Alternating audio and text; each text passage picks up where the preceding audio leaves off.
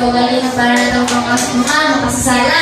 So, ano siya ang mga roleplay o drama karon nga.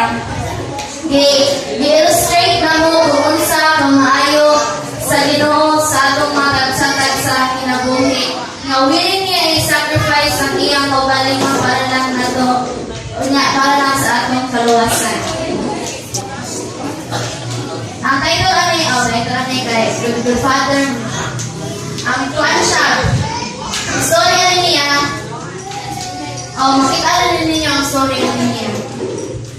Kaya kung di mo kasabot, explain na niya mo.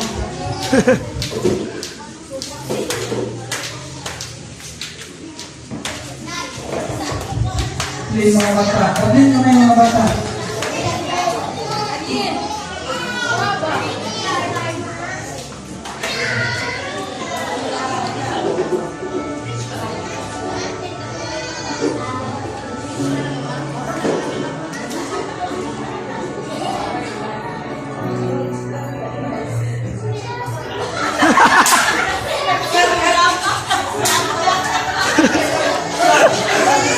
Nakita ang kuan.